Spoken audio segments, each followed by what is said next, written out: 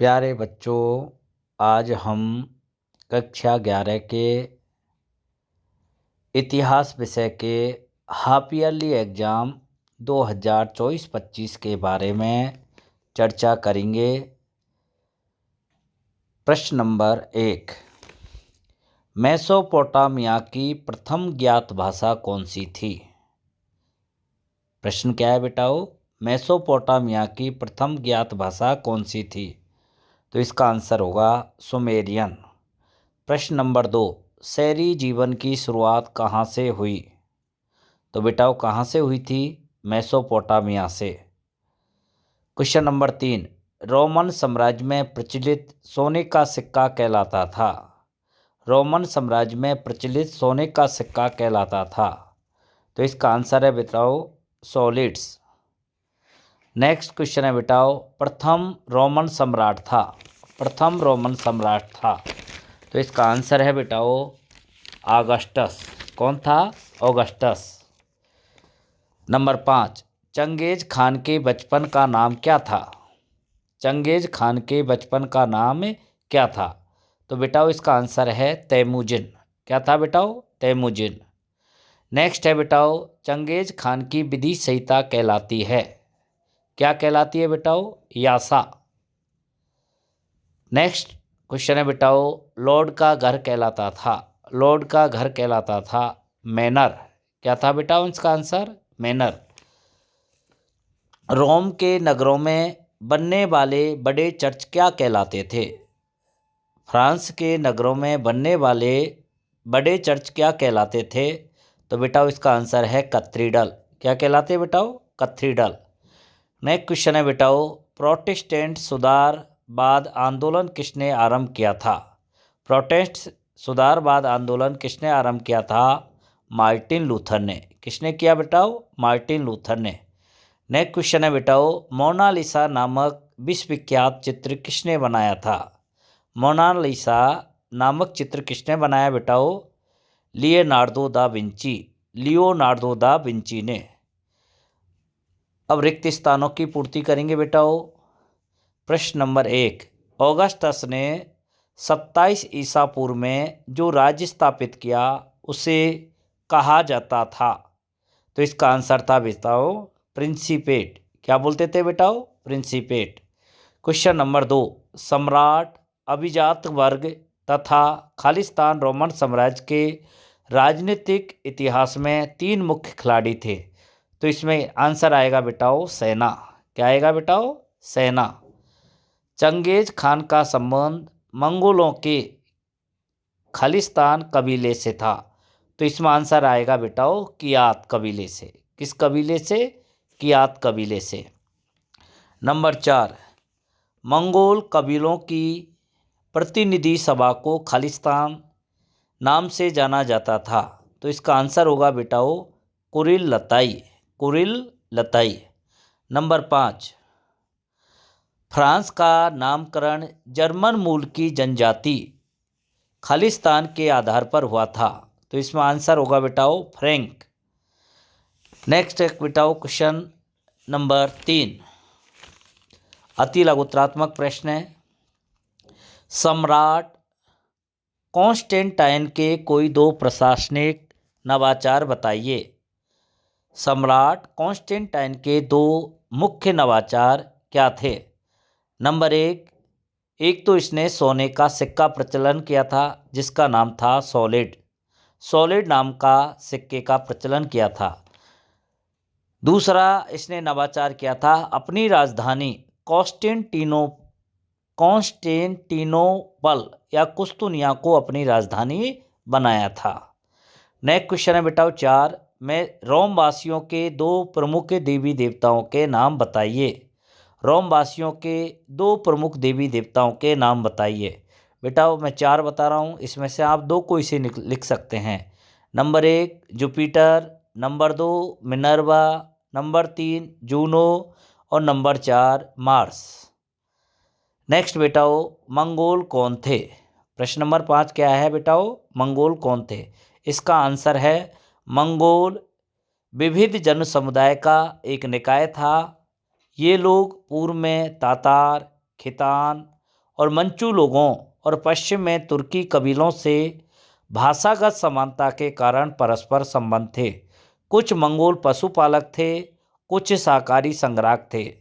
ये लोग यायावर लोग थे। उनका यायावरीकरण मध्य एशिया की चारण भूमि स्टेपीज में हुआ था और शिकारी संग्राहक लोग पशुपालकों के आवास क्षेत्रों के उत्तर में साइबेरियाई वनों में रहते थे। नेक्स्ट क्वेश्चन है बेटाओ, नौयान से क्या अभिप्राय है? नौयान से क्या अभिप्राय है? तो इसका आंसर है बेटाओ, चंगेज खान एक महान योद्धा एवं कुशल सेनापति था। उसकी सेना पुरानी दशमलव पद्धति के अनुसार गठित की गई थी, जो 10, 100, 1000 और लगभग 10,000 सैनिकों की इकाइयों में विभाजित थी। चंगेज खान ने इस पद्धति को समाप्त करके मंगोलों को नई सैनिक इकाइयों में बांट दिया। इन नई सैनिक टुकड़ियों को, जो उसके 4 पुत्रों के अधीन थी, विशेष रूप से चयनित कप्तानों के अधीन कार्य करती, जिसे नौयान कहा जाता है। इस नई व्यवस्था में चंगेज खान के अनुयायियों का वह समूह भी सम्मिलित था जिन्होंने संकटपूर्ण परिस्थितियों में निष्ठापूर्वक चंगेज खान का साथ दिया था। नेक्स्ट क्वेश्चन है बेटाओ, इंग्लैंड में स्थापित संसद के 2 सदनों के नाम बताइए। इंग्लैंड में स्थापित संसद के 2 सदनों के नाम बताइए। तो ब्रिटिश संसद के 2 सदन हैं।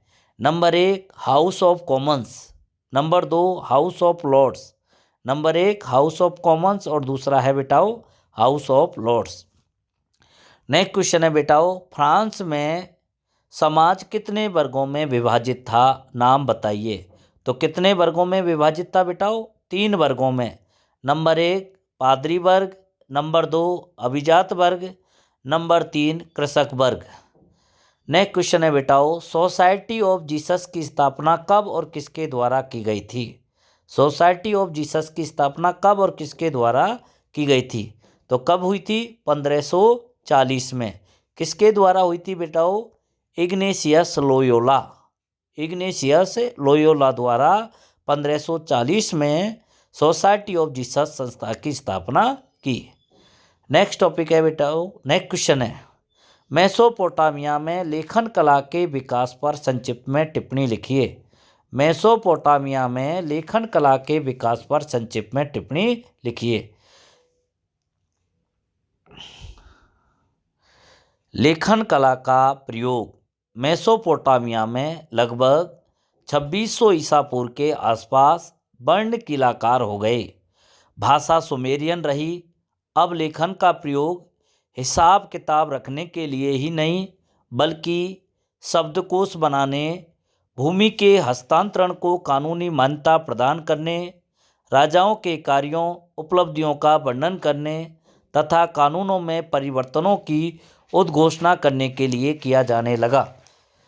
2400 ईसा पूर्व के बाद सुमेरियन भाषा का स्थान अक्कादी भाषा ने ले लिया। अक्कादी भाषा में कीलाकार लेखन की प्रणाली ईस्वी सन की पहली शताब्दी तक अर्थात 2000 से अधिक वर्षों तक चलती रही। नेक्स्ट क्वेश्चन है बेटा, रोमोत्तर राज्य से क्या अभिप्राय है? रोमोत्तर राज्य जर्मन मूल के समूहों द्वारा 6ठी शताब्दी में पश्चिमी रोमन साम्राज्य में स्थापित किए गए अपने अपने राज्य क्या कहलाए? रोमोत्तर राज्य कहलाए। नेक्स्ट है बेटा, मानवतावाद क्या है? मानवतावाद यानी इसमें मानव के कल्याण की बात की गई है। 15वीं शताब्दी के प्रारंभ में मानवतावादी शब्द उन अध्यापकों के लिए प्रयुक्त किया जाता था जो व्याकरण, अलंकार शास्त्र, कविता, इतिहास, नीति दर्शन विषय पढ़ाते थे। ये विषय धार्मिक नहीं वरन उस कौशल पर बल देते जो व्यक्ति चर्चा और वाद विवाद से विकसित करता। इन क्रांतिकारी विचारों ने अनेक विश्वविद्यालयों का ध्यान आकर्षित किया। फ्लोरेंस धीरे धीरे एक प्रसिद्ध विश्वविद्यालय बन गया। वह इटली के सबसे जीवंत बौद्धिक नगरों के रूप में जाने लगा। फ्लोरेंस नगर की प्रसिद्धि में 2 व्यक्तियों का प्रमुख हाथ था। ये व्यक्ति थे नंबर 1 दांते, नंबर 2 जोटो। रेनेसां व्यक्ति शब्द का प्रयोग प्राय उस मनुष्य के लिए किया जाता है जिसकी अनेक रुचियां हों, अनेक कला में उसे निपुणता प्राप्त हो। नेक्स्ट क्वेश्चन है बेटा 13वां। मेसोपोटामिया के लोगों को अपने नगर पर बहुत अधिक गर्व था। उक्त कथन की व्याख्या गिलगमेश महाकाव्य के आधार पर कीजिए। मेसोपोटामिया के लोगों को अपने नगर पर बहुत अधिक गर्व था। उक्त कथन की व्याख्या गिलगमेश महाकाव्य के आधार पर कीजिए। मेसोपोटामियावासी शहरी जीवन को महत्व देते। गिलगमेश महाकाव्य से ज्ञात होता है कि मेसोपोटामिया के लोग अपने नगरों पर बहुत अधिक गर्व करते थे। गिलगमेश महाकाव्य 12 पट्टिकाओं पर लिखा गया है। कितनी पट्टिकाओं पर बेटाओ? 12 पट्टिकाओं पर। गिलगमेशिस ने राजा एनमरकर के कुछ समय बाद उरुक नगर पर शासन किया। किस नगर पर? उरुक। वह एक महान योद्धा था। उसने दूर दूर तक के अनेक प्रदेशों को जीतकर अपने अधीन कर लिया, परंतु जब उसके घनिष्ठ मित्र की अचानक मृत्यु हो गई तो उसे प्रबल आघात पहुंचा। इससे दुखी होकर वह अमृत की खोज में निकल पड़ा। उसने संपूर्ण संसार का चक्कर लगाया, परंतु उसे अपने उद्देश्य में सफलता नहीं मिली। अंत में गिलगमेश अपने नगर उरुक नगर लौट आया। एक दिन जब वह शहर की 4 दीवारी के निकट भ्रमण कर रहा था तो उसकी दृष्टि उन पक्की ईंटों पर पड़ी जिनसे उसकी नींव डाली गई थी। वह भाव विभोर हो उठा। यहीं पर गिलगमेश महाकाव्य की लंबी, साहसपूर्ण और वीरतापूर्ण कहानी का अंत हो गया। इस प्रकार गिलगमेश को अपने नगर में ही सांत्वना मिलती है जिससे उसकी प्रिय प्रजा ने बनाया था। नेक्स्ट क्वेश्चन है बेटाओ, चंगेज खान का मंगोलिया के राष्ट्र नायक के रूप में मूल्यांकन कीजिए। चंगेज खान का मंगोलिया के राष्ट्र नायक के रूप में मूल्यांकन कीजिए। चंगेज खान को मंगोलिया का राष्ट्र नायक और संस्थापक पिता माना जाता है। चंगेज खान ने कई तरह के काम किए जिनसे उन्हें मंगोलिया का राष्ट्रीय नायक माना जाता है। उन्होंने साक्षरता, धार्मिक स्वतंत्रता, व्यापार को बढ़ावा दिया। उन्होंने महिलाओं की बिक्री, संपत्ति की चोरी, लड़ाई पर रोक लगा दी गई। उन्होंने दुनिया की पहली डाक सेवा शुरू की। उन्होंने पेड़ के छाल को मुद्रा के रूप में शुरू किया। उन्होंने अपने साम्राज्य में विभिन्न धार्मिक पद्धतियों को मानने वाले लोगों को रहने की आज़ादी दी। उन्होंने अपने राज्य में महिलाओं की सुरक्षा और सम्मान का महत्व दिया और उन्होंने अपने शासनकाल में यातना को समाप्त या खत्म कर दिया। नेक्स्ट है बेटाओ 16वां क्वेश्चन। मेसोपोटामिया की विश्व को देन का विस्तार से वर्णन कीजिए। मेसोपोटामिया की विश्व को देन का विस्तार से वर्णन कीजिए। मेसोपोटामिया की सभ्यता की विश्व की सबसे बड़ी देन उसकी काल गणना और गणित की विद्वतापूर्ण है। 1800 ईसा पूर्व के आसपास कुछ पट्टिकाएं मिली हैं जिनमें गुणा और भाग की तालिकाएं, वर्गमूल, चक्रवर्ती ब्याज की सारणियां दी गई हैं। इनमें 2 का वर्गमूल दिया गया है जो सही उत्तर से थोड़ा सा भिन्न यानी अलग है। मेसोपोटामिया वासियों ने पृथ्वी के चारों ओर चंद्रमा की परिक्रमा के अनुसार एक वर्ष को 12 महीनों में, एक महीने को 4 सप्ताहों में और एक दिन को 24 घंटे और एक घंटे को 60 मिनट में विभाजित किया था। सिकंदर के उत्तराधिकारियों ने समय के इस विभाजन को अपनाया और वहाँ से वह रोम और फिर इस्लामिक देशों को मिला, फिर मध्ययुगीन यूरोप में पहुँचा। मेसोपोटामिया वासी सूर्य और चंद्र ग्रहण के घटित होने का हिसाब भी रखते थे। वे रात को आकाश में तारों और तारामंडल की स्थिति पर बरकरार या बराबर दृष्टि रखते तथा उनका हिसाब रखते थे। इसका अथवा वाला क्वेश्चन भी देखते हैं बेटाओ। मेसोपोटामिया के शहरी जीवन की प्रमुख विशेषताओं का वर्णन कीजिए। मेसोपोटामिया के प्राचीन नगरों का निर्माण कांस्य युग अर्थात 3000 ईसा पूर्व में शुरू हो गया था। शहरी विकास अथवा शहरी अर्थव्यवस्था के विकास के लिए निम्नलिखित कारक आवश्यक हैं। नंबर 1, आर्थिक गतिविधियों का विकास। जब किसी अर्थव्यवस्था में खाद्य उत्पादन के अतिरिक्त अन्य आर्थिक गतिविधियां विकसित होने लगती हैं, तब किसी एक स्थान पर जनसंख्या बढ़ने लग जाती है। इसके फलस्वरूप कस्बे बनने लगते हैं। ऐसी स्थिति में लोगों का कस्बों में इकट्ठा रहना उनके लिए लाभदायक सिद्ध होता है। इस कारण शहरी अर्थव्यवस्था में खाद्य उत्पादन के अतिरिक्त व्यापार, उत्पादन, विभिन्न सेवाओं की भी महत्वपूर्ण भूमिका होती है। नंबर 2, नगरों के लोगों का अन्य लोगों पर आश्रित होना। शहरों के लोग आत्मनिर्भर नहीं रहते तथा उन्हें नगर या गांव के अन्य लोगों द्वारा उत्पन्न वस्तुओं या दी जाने वाली सेवाओं के लिए उन पर आश्रित होना पड़ता है। उनमें आपस में बराबर लेन देन होता रहता है। उदाहरण हेतु एक पत्थर की मुद्रा बनाने वाले को पत्थर उकेरने के लिए कांसे के औजारों की आवश्यकता पड़ती है, क्योंकि वह स्वयं ऐसे औजार नहीं बना सकता और उससे यह भी पता नहीं है कि मुद्राओं के लिए आवश्यक रंगीन पत्थर वह कहाँ से प्राप्त करे। वह तो केवल नक्काशी के कार्य में निपुण होता है। वह व्यापार करना भी नहीं जानता। कांसे के औजार बनाने वाला भी धातु, तांबा, टिन लाने के लिए स्वयं बाहर नहीं जाता। इस प्रकार श्रम विभाजन शहरी जीवन की विशेषता है। शहरी जीवन की क्या विशेषता है? श्रम विभाजन।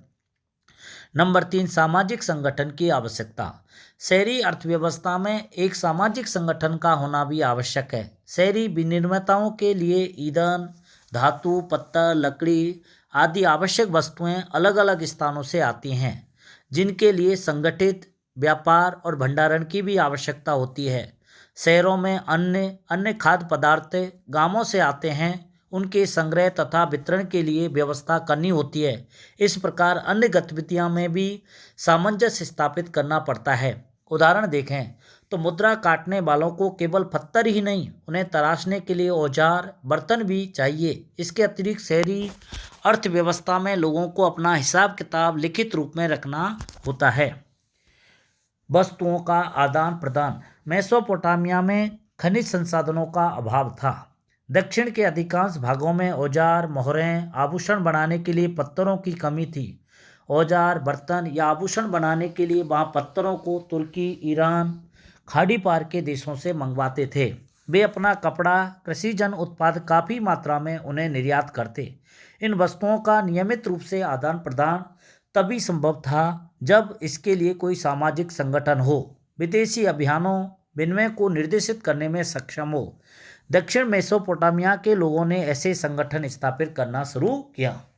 नंबर 5, कुशल जल परिवहन व्यवस्था। कुशल परिवहन व्यवस्था भी शहरी विकास के लिए आवश्यक है।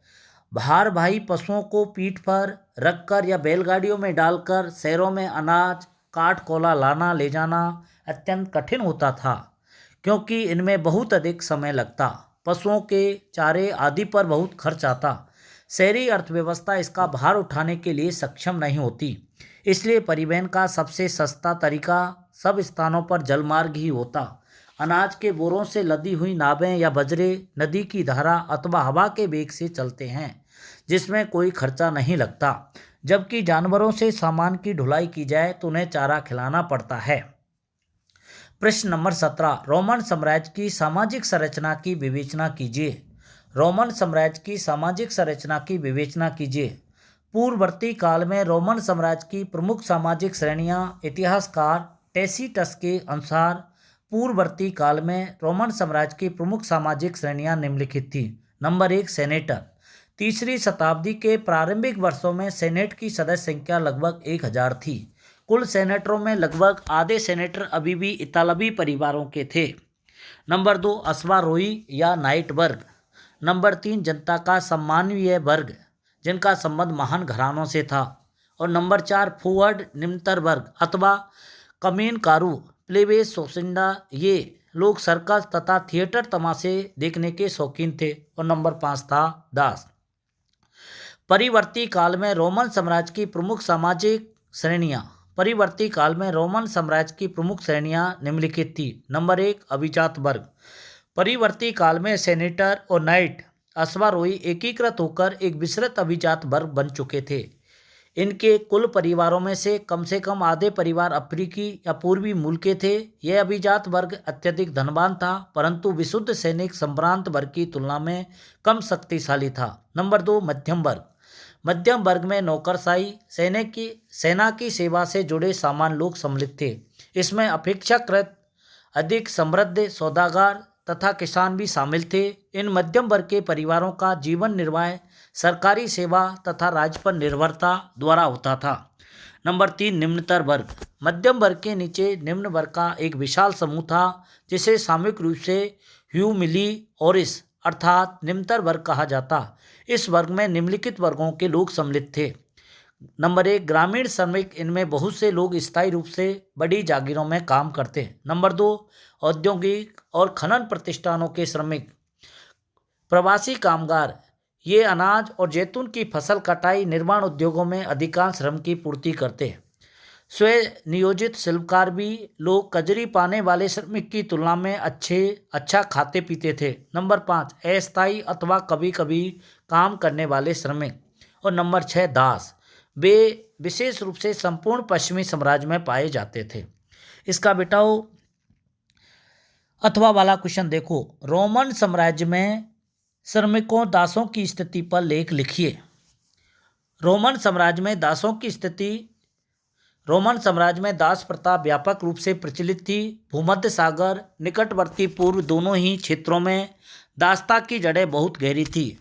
ऑगस्टस के शासनकाल में इटली की कुल 75 लाख जनसंख्या में से 30 लाख दास थे। उन दिनों दासों को पूंजी निवेश की दृष्टि से देखा जाता। यद्यपि उच्च वर्ग के लोग दासों के प्रति प्राय क्रूरतापूर्ण व्यवहार करते, परंतु साधारण लोग उनके प्रति काफ़ी सहानुभूति रखते। रोम की अर्थव्यवस्था में दासों की भूमिका। जब प्रथम शताब्दी में रोमन साम्राज्य में शांति स्थापित होने के साथ लड़ाई झगड़े कम हो गए तो दासों की आपूर्ति में कमी आई। अतः दास श्रम का प्रयोग करने वालों को दास प्रजनन अथवा वेतनभोगी श्रमिक जैसे विकल्पों का सहारा लेना पड़ा। वेतनभोगी मजदूर सस्ते पड़ते तथा उन्हें सरलता से छोड़ा और रखा जा सकता। दास श्रमिकों को वर्ष भर रखना पड़ता और इस अवधि में उन्हें भोजन देना पड़ता। उनके अन्य खर्चे भी उठाने पड़ते। इसके परिणाम स्वरूप दास श्रमिकों को रखने से लागत बढ़ जाती। इसलिए बाद की अवधि में कृषि क्षेत्र में अधिक संख्या में दास मजदूर नहीं रहे। दूसरी ओर इन दासों और मुक्त हुए दासों को व्यापार प्रबंधकों के रूप में व्यापक रूप से नियुक्त किया जाने लगा। मालिक अपनी ओर से व्यापार चलाने के लिए उन्हें पूंजी देते और कभी कभी अपना संपूर्ण कारोबार उन्हें सौंप देते। श्रम प्रबंधन और श्रमिकों पर नियंत्रण संबंधी अवधारणा रोमन साम्राज्य में श्रम प्रबंधन पर विशेष ध्यान दिया गया है। नेक्स्ट क्वेश्चन है बेटा 18वां। पुनर्जागरण काल में विज्ञान के क्षेत्र में हुई प्रगति का विवेचन कीजिए। पुनर्जागरण काल में विज्ञान के क्षेत्र में हुई प्रगति का विवेचन कीजिए। 14वीं शताब्दी से 17वीं शताब्दी के बीच यूरोप में विज्ञान की प्रगति। 14वीं शताब्दी से 17वीं शताब्दी के बीच यूरोप में हुई विज्ञान की प्रगति का वर्णन निम्नानुसार है। नंबर 1, ज्योतिष एवं खगोल। ईसाइयों की यह धारणा थी कि पृथ्वी पापों से भरी हुई है। पापों की अधिकता के कारण वह स्थिर है। पृथ्वी ब्रह्मांड के बीच में स्थिर है जिसके चारों ओर खगोलीय ग्रह घूम रहे हैं। पोलैंड के वैज्ञानिक जिसका नाम है कोपरनिकस ने ईसाइयों की इस धारणा का खंडन करते हुए ये घोषणा की कि पृथ्वी समेत सारे ग्रह सूर्य के चारों ओर परिक्रमा करते हैं। किसने? कोपरनिकस, जो पोलैंड का था। और यह कोपरनिकसीय क्रांति थी।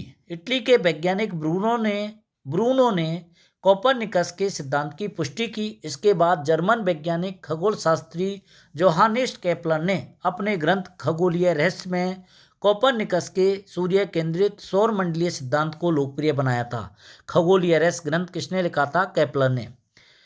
जिससे यह सिद्ध हुआ कि सारे ग्रह सूर्य के चारों ओर वृत्ताकार रूप में नहीं बल्कि दीर्घ वृत्ताकार मार्ग पर परिक्रमा करते हैं। इटली के प्रसिद्ध वैज्ञानिक एवं खगोल शास्त्री गैलीलियो ने अपने ग्रंथ दी मोशन गति में गतिशील विश्व के सिद्धांतों की पुष्टि की। दी मोशन गति ग्रंथ किसका है? गैलीलियो का। गैलीलियो कहाँ का रहने वाला है बेटाओ? इटली का। इंग्लैंड के प्रसिद्ध वैज्ञानिक जिसका नाम है आइजैक न्यूटन, जिसका समय है 1642 से 1727 ईस्वी ने गुरुत्वाकर्षण की शक्ति का सिद्धांत प्रतिपादित किया। भूल जाता है बेटाओ, गुरुत्वाकर्षण की शक्ति का सिद्धांत किसने प्रतिपादित किया था? आइजैक न्यूटन ने। उसने यह सिद्ध किया कि पृथ्वी में आकर्षण शक्ति है, इसलिए हर वस्तु ऊपर से नीचे की ओर आती है। पृथ्वी अन्य सभी ग्रहों को अपनी ओर खींचती रहती है। नंबर 2, वैज्ञानिक क्रांति। वैज्ञानिकों ने बताया कि ज्ञान विश्वास से हटकर अवलोकन और प्रयोगों पर आधारित है। किस पर आधारित है? अवलोकन और प्रयोग पर। परिणाम स्वरूप भौतिकी, रसायन शास्त्र, जीव विज्ञान आदि के क्षेत्र में अनेक प्रयोग एवं अन्वेषण कार्य हुए। इतिहासकारों ने मनुष्य और प्रकृति के ज्ञान के इस नवीन दृष्टिकोण को वैज्ञानिक क्रांति की संज्ञा दी। परिणाम स्वरूप संदेशवादियों, नास्तिकों के मन में समस्त सृष्टि की रचना के स्रोत के रूप में प्रकृति ईश्वर का स्थान लेने लगी। इससे सार्वजनिक क्षेत्र में एक नई वैज्ञानिक संस्कृति की स्थापना हुई। भौतिक शास्त्र। 1593 में गैलीलियो ने पेंडुलम का आविष्कार किया था। पेंडुलम का आविष्कार किसने किया? गैलीलियो ने, जिसके आधार पर आधुनिक घड़ियों का निर्माण हो सका। किसका? घड़ियों का। उसने दूरबीन का आविष्कार किया। किसने? गैलीलियो ने दूरबीन का आविष्कार किया। नंबर 4, चिकित्सा शास्त्र। नीदरलैंड निवासी बेसेलियस जिसका समय है 1514 से लेकर 1564 ने 1543 में मानव शरीर की बनावट नामक पुस्तक लिखी। मानव शरीर की बनावट नामक पुस्तक किसने लिखी थी? बेसेलियस ने, जो कहाँ का रहने वाला बेटा हो? नीदरलैंड का। उसने इस पुस्तक में शरीर के विभिन्न अंगों की जानकारी दी। वह पहला व्यक्ति था जिसने सूक्ष्म परीक्षण के लिए मनुष्य के शरीर की चीरफाड़ की। इसी समय से आधुनिक शरीर क्रिया विज्ञान का प्रारंभ हुआ। सर विलियम हार्वे ने रक्त प्रवाह के सिद्धांत का प्रतिपादन, भूल जाता है बेटा, रक्त प्रवाह के सिद्धांत का प्रतिपादन किसने किया था? विलियम हार्वे ने। उसने बताया कि हृदय से रक्त का प्रवाह शुरू होता है और तब शरीर के अन्य अंगों में पहुंचता है। इसी का अथवा वाला क्वेश्चन देखो बेटा, धर्म सुधार आंदोलन में मार्टिन लूथर के योगदान की विवेचना कीजिए। धर्म सुधार आंदोलन में मार्टिन लूथर के योगदान की विवेचना कीजिए। मार्टिन लूथर 1483 से 1546 एक जर्मन भिक्षु, धर्मशास्त्री, विश्वविद्यालय में प्राध्यापक, पादरी और चर्च सुधारक थे। उन्होंने 31 अक्टूबर 1517 को अपने 95 सिद्धांतों के प्रकाशन के साथ प्रोटेस्टेंट सुधार की शुरुआत की थी। 31 अक्टूबर 1517 को 95 सिद्धांतों के प्रकाशन के साथ प्रोटेस्टेंट सुधार की शुरुआत की। लूथर ने रोमन कैथोलिक चर्च की प्रथाओं, धर्मशास्त्र की आलोचना की। लूथर ने रोमन कैथोलिक चर्च की प्रथाओं, धर्मशास्त्र की आलोचना की। उन्होंने चर्च द्वारा भोगों की बिक्री पर हमला किया था। चर्च द्वारा भोगों की बिक्री पर हमला किया। उन्होंने एक ऐसे धर्मशास्त्र की वकालत की जो मानव कार्यों के बजाय यीशु मसीह में ईश्वर की दयालु गतिविधि पर आधारित है। किस पर है? यीशु मसीह के में ईश्वर की दयालु गतिविधि पर आधारित था। लूथर ने बाइबल का जर्मन भाषा में अनुवाद किया था। लूथर ने बाइबल का जर्मन भाषा में अनुवाद किया। लूथर के अनुवाद का व्यापक प्रचार हुआ, जिससे यह जर्मन भाषियों के लिए उपलब्ध हो गया। जर्मन भाषा की स्थापना में योगदान लूथर की कृतियों का यूरोप के अधिकांश भागों में तेजी से प्रसार हुआ और उनका प्रभाव आश्चर्यजनक था। यूरोप में धर्म सुधार आंदोलन के कारण क्या क्या थे? एक तो मानवतावाद पर प्रभाव, दूसरा मानव के संबंध में नवीन दृष्टिकोण, नंबर 3 चर्च द्वारा जनता का आर्थिक शोषण, नंबर 4 पोप का राजनीति में हस्तक्षेप, नंबर 5 पोप की सांस्कारिकता तथा विलासिता, और नंबर 6 पादरियों की अनैतिकता, नंबर 7 धनिक वर्ग और व्यापारी वर्ग में असंतोष, और नंबर 8 पाप शुक्रोक्ति दस्तावेज का विरोध। पादरी लोग पाप शुक्रोक्ति नामक दस्तावेज के माध्यम से लोगों से धन ऐंठते थे। पादरियों के अनुसार जो व्यक्ति इस दस्तावेज को खरीदेगा उसे समस्त पापों से मुक्ति मिल जाएगी, परंतु बुद्धिजीवियों और मानवतावादी लोगों ने इस दस्तावेज का विरोध किया था। तो ये था धर्म सुधार आंदोलन में मार्टिन लूथर का योगदान।